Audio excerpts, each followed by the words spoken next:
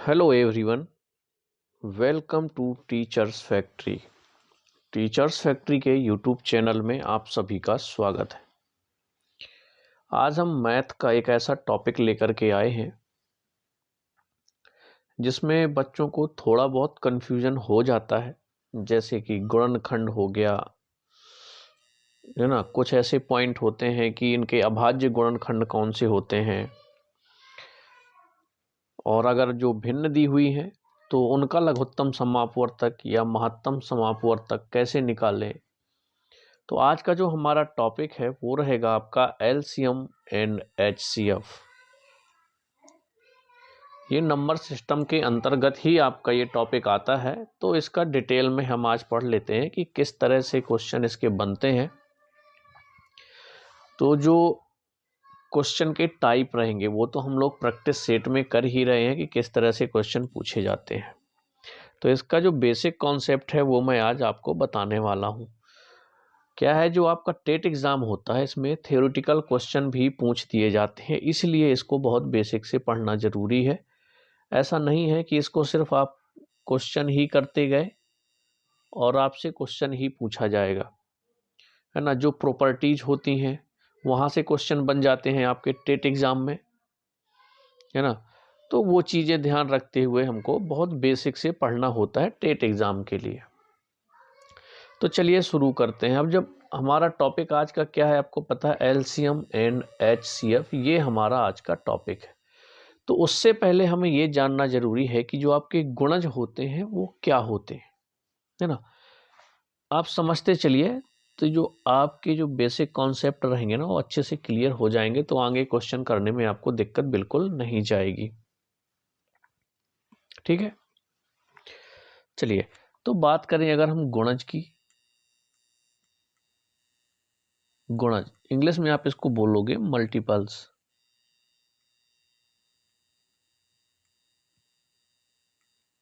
Okay, अब multiples होते क्या है।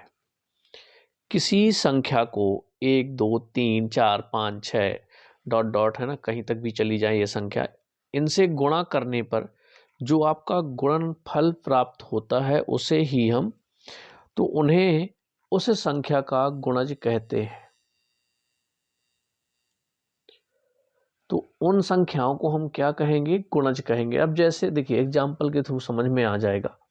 अगर हम बात करें कि 2 का गुणज क्या होंगे, तो 2 के गुणज अगर आपको निकालना है तो आपके 2 के गुणज हो जाएंगे 2 4 6 8 10 12, इस तरह से।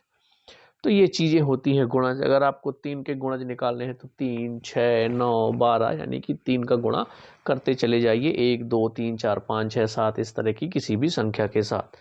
तो वही चीज़ मैंने बताई कि जब गुणज पूछ दिया जाए कि 2 के गुणज बताइए, 3 के गुणज बताइए, तो उनका जो मल्टीप्लाई है उसे 1 2 3 के साथ करते जाइए। जैसे 3 का है तो 3 3 दूनी 6, 3 तिरका 9, 3 चौको 12, 3 पाँचे 15, इस तरह से आप उसके गुणज निकाल सकते हैं। अब बात करें गुणनखंड की। अब गुणनखंड क्या होते हैं, ये आपको एलसीएम और एचसीएफ करने से पहले ये बेसिक कॉन्सेप्ट समझना जरूरी है, तभी आप समझ पाएं कि गुणनखंड होते क्या है। इंग्लिश में आप इसको फैक्टर कहोगे, ठीक है, फैक्टर। किसी संख्या में जिन जिन संख्याओं का पूरा भाग चला जाता है वो संख्याएं उस संख्या के गुणनखंड कहलाते हैं।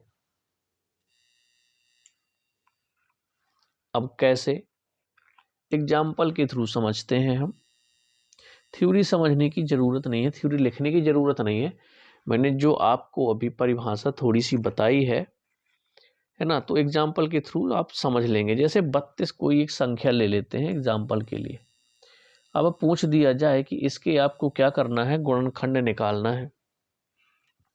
तो ये जो 32 संख्या दी हुई है, ये जिस जिस संख्या से पूर्णतया विभाजित हो जाएगी वो सभी संख्याएं इसकी क्या कहलाएंगी, गुणनखंड कहलाएंगी।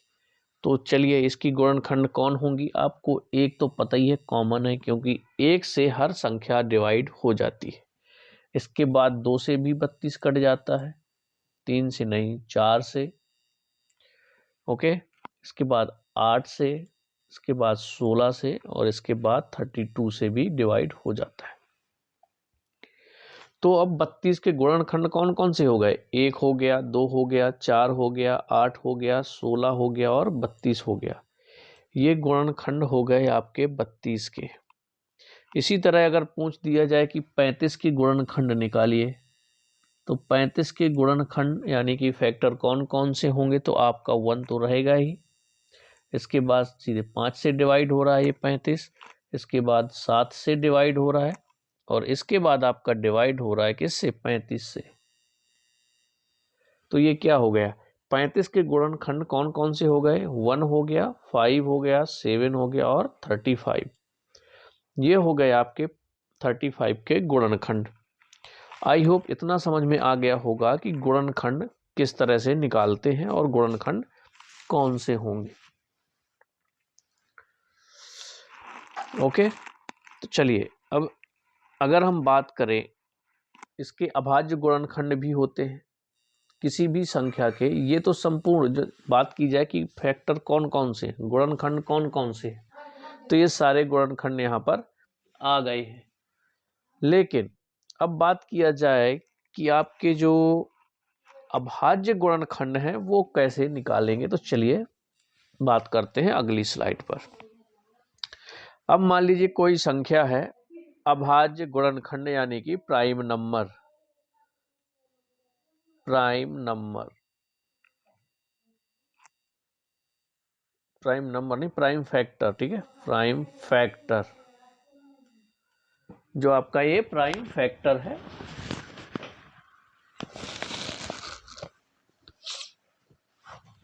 एक सेकेंड, इसको डिलीट कर देते हैं। चलिए, तो अब बात करें प्राइम फैक्टर की, यानी कि अभाज्य गुणनखंड, प्राइम फैक्टर, हिंदी में आप इसको अभाज्य गुणनखंड कहेंगे, ठीक है, अभाज्य गुणनखंड।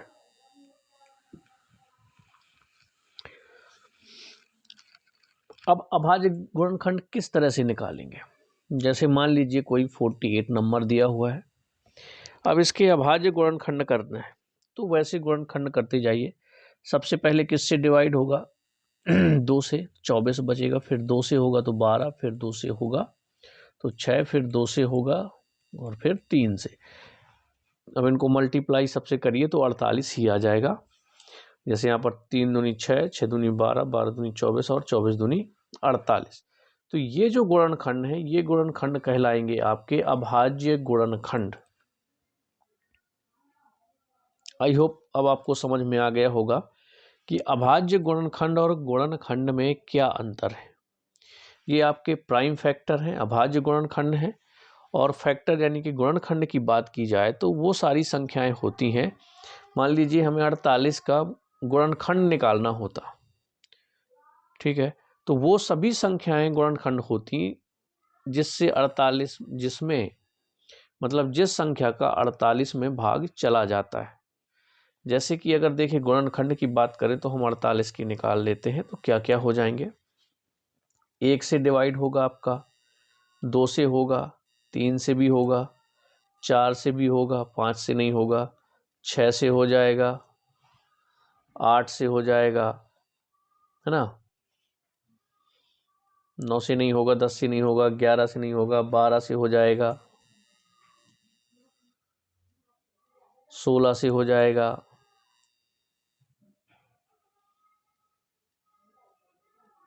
24 से हो जाएगा और 48 से हो जाएगा। तो ये हो गए आपके 48 के गुणनखंड, ओके। और ये जो दिए हुए हैं ऊपर, ये हो गए आपके अभाज्य गुणनखंड। अब आपको समझ में आ गया होगा कि अभाज्य गुणनखंड और गुणनखंड में क्या डिफरेंस है। नाम ही है उनका अभाज्य गुणनखंड, यानी कि ऐसे गुणनखंड करिए कि उनमें किसी का भाग ना जाए, अभाज्य संख्याएं कौन सी होती हैं? जिनमें या तो एक का भाग चला जाए या खुद उस संख्या का भाग चला जाए, बस इसके अलावा किसी भी संख्या से अगर नहीं कटती है तो वो अभाज्य संख्याएं कहलाती हैं। तो ये हो गए आपके प्राइम फैक्टर और ये हो गए आपके फैक्टर। यहां तक आप लोगों को क्लियर हो गया होगा। चलिए, अब जो क्वेश्चन आपके एग्जाम में बनते हैं कि कोई आपको संख्या दे दी जाएगी और वहां पर पूछ दिया जाएगा कि इसके कितने गुणनखंड होंगे, है ना। तो गुणनखंडों की कुल संख्या किस तरह से निकालेंगे?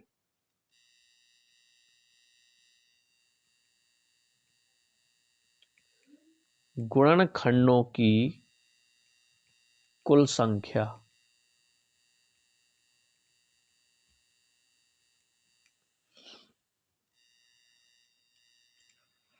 टोटल नंबर्स ऑफ फैक्टर किस तरह से निकालेंगे? इसका सिंपल सा एग्जाम्पल के थ्रू ही समझाता हूं, क्योंकि आपको कोई चीज रटनी नहीं है। सीधे एग्जाम्पल लीजिए, उसको कैसे सॉल्व करते हैं उस मेथड को आपको ध्यान रखना है बस।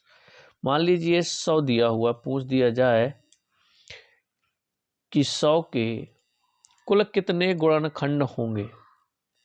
अब आप सबको कर करके देखेंगे तो टाइम लगेगा।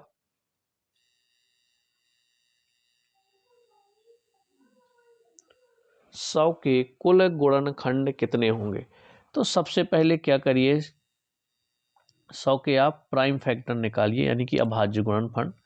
तो 2 से जाएगा, फिर 2 से 25, 5 इंटू 5। अब इसको कैसे लिख सकते हो? 2 का स्क्वायर कर सकते हो क्योंकि दो बार दिया हुआ है, और 5 का स्क्वायर भी लिख सकते हो क्योंकि आपका 5 भी 2 बार दिया हुआ है। इस तरह से डिवाइड कर लिया। अब हमें गुणनखंडों की संख्या निकालनी है, तो समझिएगा, कलर चेंज कर लेते हैं। अब गुणनखंडों की संख्या निकालनी है, तो जो आपको ये पावर में दिया हुआ है, 2 इधर दिया हुआ और 2 इधर दिया हुआ, इनमें आपको एक एक प्लस कर देना है और दोनों का मल्टीप्लाई कर देना है। कैसे? 2 + 1 मल्टीप्लाई बीच में और 2 + 1, तो कितना हो जाएगा? ये बन जाएगा आपका 3 और ये भी हो जाएगा 3। टोटल कितना आ गया? 9। यानी कि 100 के टोटल गुणनखंडों की संख्या कितनी हो जाएगी? 9 हो जाएगी। आपका आंसर क्या हो जाएगा? 9। अब देखिए, अगर हमें ऐसे निकाल के देखना है कि कौन कौन सी होंगी, तो हम देख लेते हैं। जैसे मान लीजिए 100 दिया हुआ है, अब इसके गुणनखंड कौन कौन से होंगे? टोटल की बात की रहा था तो 1 हो गया, 2 हो गया आपका, 4, 5, 10, 20, 25, 50 एंड 100। ये हो गए आपके 100 के गुणनखंड। अब काउंट कर लीजिए, 1, 2, 3, 4, 5, 6, 7, 8 और 9, टोटल 9 है। और जो हमने अभी निकाला था डायरेक्ट, वो भी हमारी संख्या 9 आ रही थी। तो हमें इस तरह से निकालना है, जैसे मैंने अभी यहाँ पर बताया था कि आप उनका अभाज्य गुणनखंड निकाल लीजिए। जिस संख्या के टोटल गुणनखंड पूछ दिए जाए उसका अभाज्य गुणनखंड निकालिए। उनकी जितने पावर है, मान ली 2 की पावर 2 आ रहा है, 5 की पावर 2 आ रहा है, तो इनकी जो घात है उसमें एक एक जोड़ दीजिए और उन सभी का मल्टीप्लाई कर दीजिए, तो आपके टोटल गुणनखंड निकल आएंगे। ये कॉन्सेप्ट क्लियर हो गया? अगर डाउट रह जाता है आप लोग कमेंट्स बॉक्स में कमेंट छोड़ दीजिएगा, हम अगले वीडियो में भी बता देंगे, कोई दिक्कत वाली बात नहीं है। ओके, चलिए, अब देखिए, यहाँ तो हो गई बात गुणनखंडों की कुल संख्या की। अब संख्याओं के गुणनखंडों का योग पूछ दिया जाता है।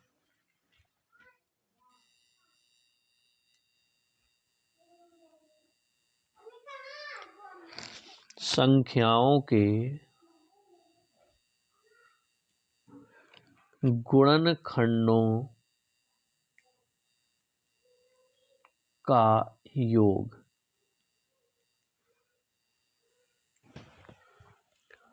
संख्याओं के गुणनखंडों का योग अगर पूछ दिया जाता है तो आप किस तरह से सॉल्व करेंगे? ओके, तो चलिए, इसको सबसे पहले एग्जाम्पल के थ्रू ही हम लोग देखेंगे किस तरह से इसको सॉल्व करते हैं। मान लीजिए यहाँ पर क्वेश्चन दे दिया, एक एग्जाम्पल ले लेते हैं। 120 के सभी गुणनखंडों का योग ज्ञात करें। के सभी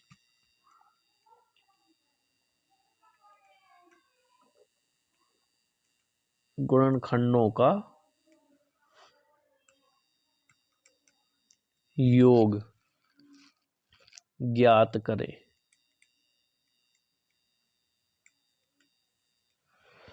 120 के सभी गुणनखंडों का योग ज्ञात करें। किस तरह से निकालेंगे? जैसे मान लीजिए 120 संख्या दी हुई है, सबसे पहले इसके अभाज्य गुणनखंड करिए, तो क्या हो जाएंगे? 2 गुणे 2 गुणे 2 गुणे 3 और गुणे 5। 5 दिया 15, 15 30, दूनी 60, दूनी 120, ये हो गया। अब इनकी देखिए यहाँ पर 2 की घाते 3 लिख सकते हैं, 3 की घाते 1 और 5 की घाते 1 लिख सकते हैं। कलर चेंज करके बताता हूं मैं। ओके, अब यहाँ पर क्या लिख सकते हो? इसको लिख सकते हो 2 की घाते 3 इंटू 3 की घाते 1 इंटू 5 की घाते 1। यहाँ तक हो गया। अब हमें करना क्या है? नीचे दिया हुआ है 2,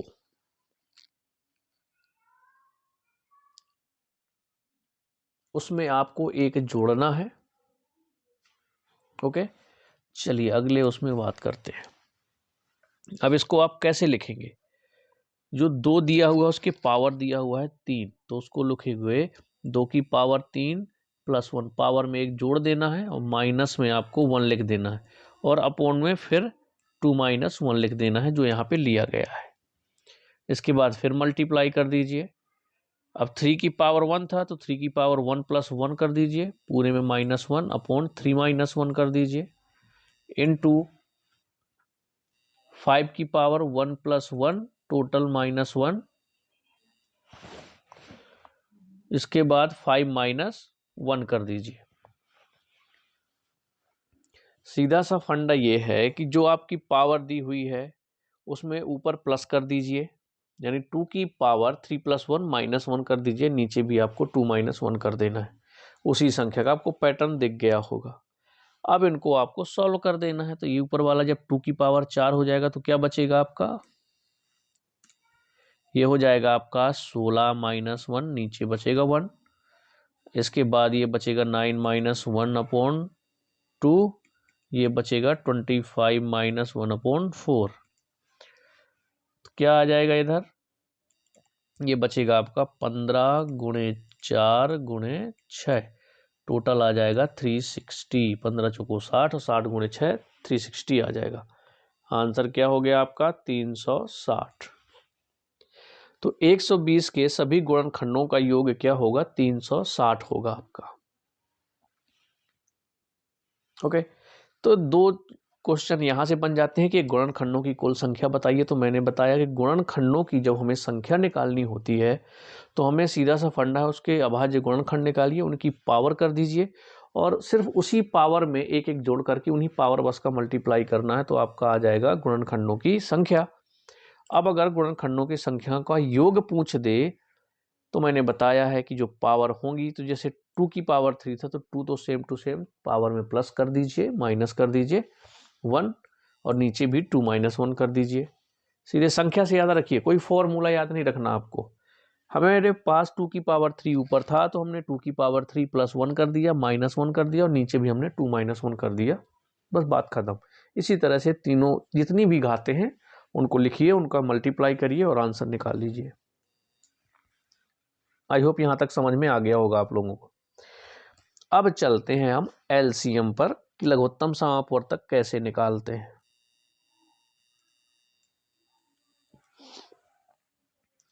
अब कोई 3 संख्या दे दी गई, 14, 18 और 20। इसका पूछ दीजिएगा कि इसका लघुत्तम समापवर्तक ज्ञात कीजिए भाग विधि से। ओके, तो देखिए भाग विधि से निकालने में जल्दी हो जाता है, या फिर आप गुणनखंड विधि से भी निकाल सकते हैं। मैं दोनों से बता देता हूं। पहले बात करते हैं भाग विधि से। तो सबसे पहले 2 से डिवाइड करेंगे तो 7, 9, 10। फिर 2 से डिवाइड करोगे तो 7 का 7, 9 का 9, यहाँ पर आ जाएगा 5। अब 3 से डिवाइड करोगे तो 3 से डिवाइड होने पर क्या आ जाएगा यहाँ पर, ये 7 का 7 रहेगा, 3 3 9 और 5 आ जाएगा। अब फिर 3 से डिवाइड कर दो तो 7 1 5, एक बार 7 से जाएगा और फिर एक बार 5 से जाएगा तो 1 1 आ गया। अब इन सब का मल्टीप्लाई कर देना है जिससे आपने डिवाइड किया था। कलर चेंज करके उनका मल्टीप्लाई कर देते हैं हम यहाँ पर। कौन कौन सी संख्या हो गई, 2 गुणे 2 गुणे 3 गुणे 3 गुणे 7 और गुणे 5। अब इनका मल्टीप्लाई कर दीजिए, टोटल आएगा आपका 1260। गुणा कर लीजिएगा तो लघुत्तम समापवर्तक कितना आ गया, 1260 आपका आंसर आ गया। ये तो हो गया आपका भाग विधि से, इस तरह से डिवाइड करते चलिए। पहले 2 से काटा, जो संख्या जिससे कटती जाए तो 2 से सब कटेंगे तो 14 आएगा, तो 7 बचेगा यहाँ पर, 18 से 9 बचेगा, 20 से बचेगा 10। इसके बाद बात कर ले हम गुणनखंड विधि से। तो 14 के अभाज्य गुणनखंड निकालो, 18 के निकालो और 20 के निकालो। तो ये हो जाएगा 2 गुणे 7, ये 2 गुणे 3 हो गया, 20 का हो जाएगा 2 गुणे 2 गुणे 5। अब जो कॉमन मिल रहे हैं उनको आपको नहीं लेना है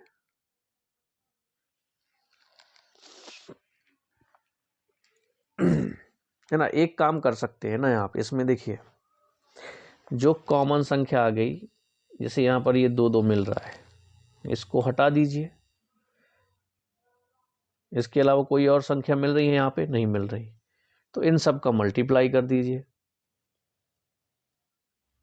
कितना आ जाएगा, 7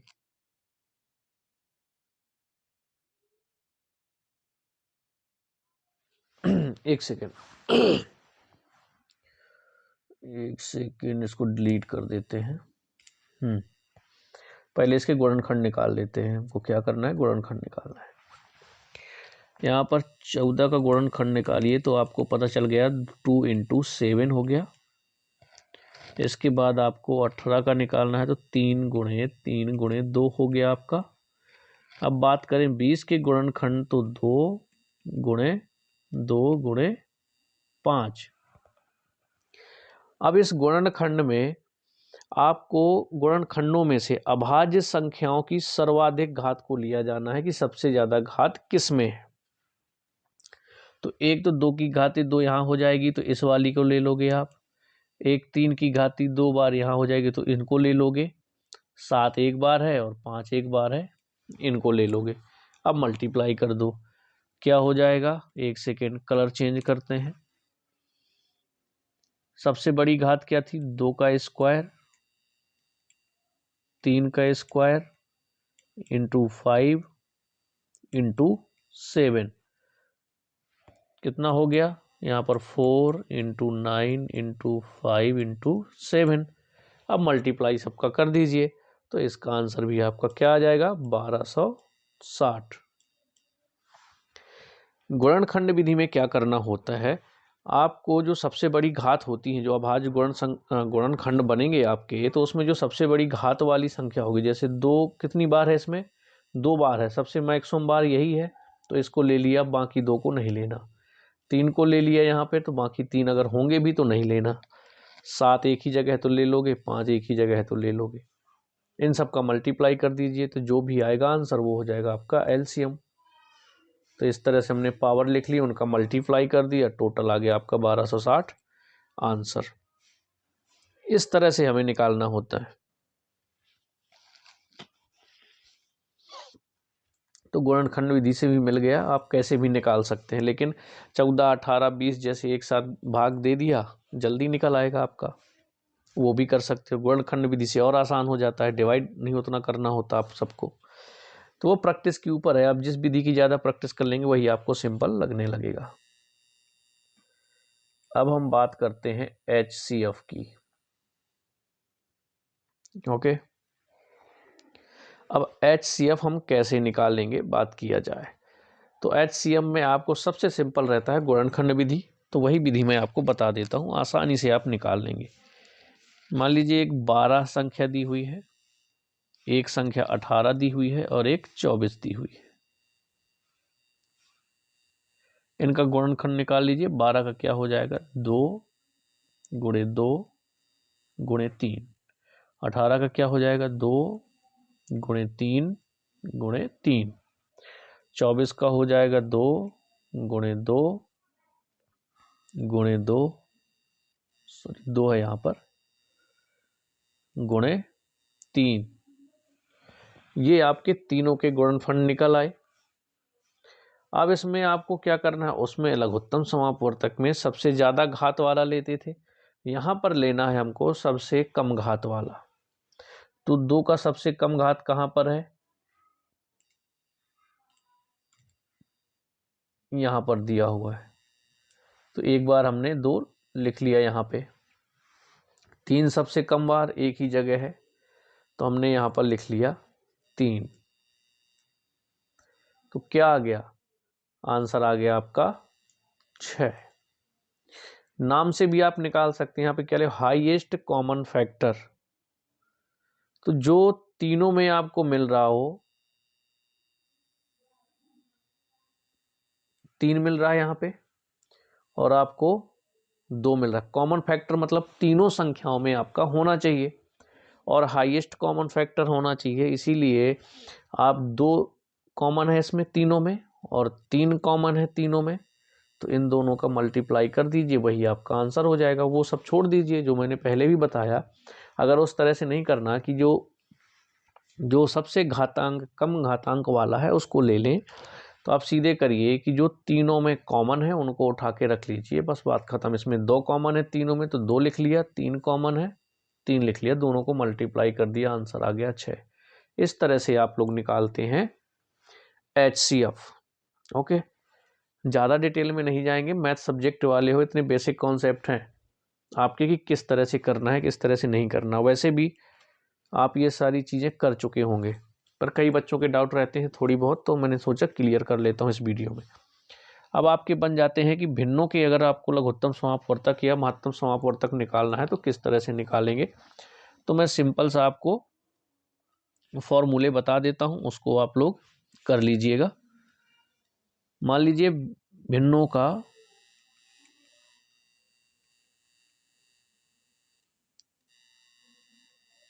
LCM निकालना है, लघुत्तम समापवर्तक, ठीक है।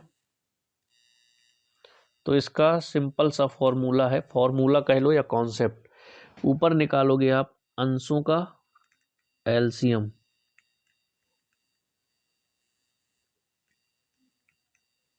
और डिवाइड कर दोगे हरों का HCF।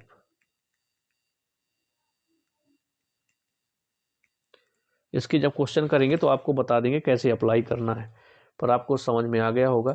यानी कि जो आपके ऊपर अंश दिए हुए हैं उनका आप लघुत्तम निकाल के इधर रख लीजिए और नीचे जो हर दिए होंगे, ओके, तो उनका आपको क्या करना है, HCF निकाल के नीचे रख देना है, वही आपका आंसर होगा। इसी तरह से अगर भिन्नों के HCF की बात की जाए तो अंशों का HCF निकालना है, अंशों का HCF होगा और हरों का LCM होगा। HCF देखिए, अंशों का HCF बटे हरों का LCM, ये हो जाएगा आपका जब HCF निकालना हो। अब देखिए याद करने की ट्रिक बता देता हूँ। जब भिन्नों का LCM पूछे, मान लो 4/5, 3/2, 8/9 इस तरह से दिया हो, अब इनका लघुत्तम समापवर्तक ज्ञात कीजिए। तो LCM से याद रखिए, सबसे पहले ऊपर LCM करना है। ऊपर कौन होता है, अंश होता है, तो पहले अंशों का LCM और नीचे हरों का HCF। जब आपसे HCF पूछ दिया जाए अंश भिन्नों का, तो HCF है तो ऊपर सबसे पहले HCF करोगे, तो अंशों का HCF और हरों का LCM। इस तरह से आप याद रख सकते हो इसको कि हमसे पहले भिन्नों का LCM पूछा तो ऊपर अंश का LCM निकाल लेंगे और नीचे हरों का HCF रख देंगे। जब HCF पूछे तो सबसे पहले HCF यानी कि अंश में जो ऊपर निकालेंगे वो HCF निकालेंगे और हरों का LCM निकालेंगे। इस तरह से आप इसको याद रख सकते हैं। एक फॉर्मूला और है, मान लीजिए आपके क्वेश्चन में LCM दे दिया और HCF दे दिया और एक संख्या की वैल्यू भी दे दी और दूसरी संख्या पूछ लेगा तो ये वाला फार्मूला आपको लगा देना है। LCM into HCF is equal to पहली संख्या इंटू दूसरी संख्या यानी कि X इंटू वाई। यदि दो संख्याएं हैं कोई भी, अब इससे दो चीज़ें बन जाती हैं। पहली संख्या पूछ दे, 3 की वैल्यू दे दे, दूसरी संख्या पूछ दे, HCF LCM की वैल्यू दे दे, तो क्वेश्चन में आपको अप्लाई कर देना और आपको यहाँ से आंसर निकल आएगा। आई होप यहाँ तक आप लोगों को समझ में आ गया होगा। अब कुछ क्वेश्चन हम अगले वीडियो में आपको करवा देंगे कि इसके कैसे क्वेश्चन आते हैं LCM HCF के, तो आपको और अच्छे से क्लियर हो जाएगा। तो चलिए मिलते हैं नेक्स्ट वीडियो में। और हाँ, अगर आप लोग MPTET वर्ग 2 मैथ की तैयारी कर रहे हैं तो चैनल को ज़रूर सब्सक्राइब कर लें और बेल आइकन को प्रेस कर दें ताकि जब भी हम वीडियो अपलोड करें तो आप लोगों को नोटिफिकेशन मिल सके। MPTET वर्ग 2 मैथ के नाम से प्लेलिस्ट बनी हुई है, पुरानी वीडियो वहाँ से जा कर के देख सकते हैं। ओके, तो चलिए मिलते हैं नेक्स्ट वीडियो में। जय हिंद, जय भारत।